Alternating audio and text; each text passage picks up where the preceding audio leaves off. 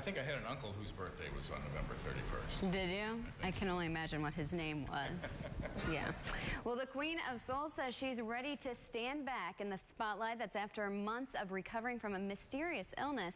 Aretha Franklin will perform next month in her hometown of Detroit. Franklin, who is 71, canceled several concerts earlier this year. That's because of her health. She says she's glad to be back. And Lady Gaga will be hosting Saturday Night Live for the first time. Can you believe it's the first time that she's been doing that? Me either. I would have thought she'd have done that several times already. Me too. The Mother Monsters appearance will be on November 16th. You wanted to wear that today, but she'd already worn it. So 5 days after her new album Art Pop is released, she'll be doing that. She will also be the musical guest the third time she's filled that role. So she has been on Saturday Night Live, but she's never been the host. Oh, well, that makes sense. Yeah, okay. So, a new role for her.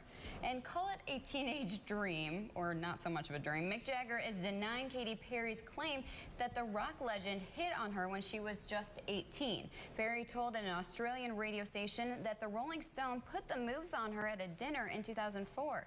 Perry sang backup vocals for Jagger's song Old Habits Die Hard. A spokesman roared, do you get that? Because it's her new song. Oh. Yeah, there you go. That Jagger categorically denies making a pass at Perry, who is almost 40 years his junior, saying perhaps she's confusing him with someone else. That's right. And Mick said, I've hit on so many people I don't remember. He's very confused at this point. All right, time for today's trivia question. It was on this date 45 years ago that one of the Beatles became the first in that group to release a solo album. Which Beatle was it? We'll have the answer right after this. You're watching KRCG 13 live at sunrise.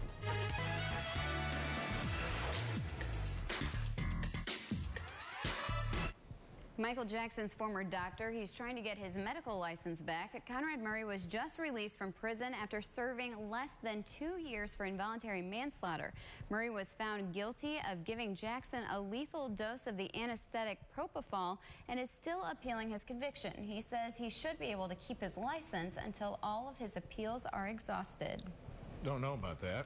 Yeah, I mean, kind of questionable whether he'll get that back. I don't think I would go see him as a patient. No, probably not. So, Kanye West will have to disappoint some of his fans, hoping to see him on his current tour.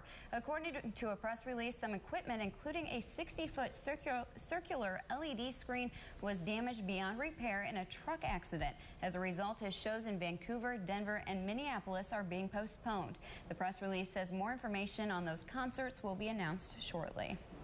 Do we have a daily Kanye West story? It seems like it. That Kanye West and Chris Brown. A Secret Service agent's report could help his defense. The report says a uniformed agent overheard a police officer saying the alleged victim said Brown never hit him during a weekend fight.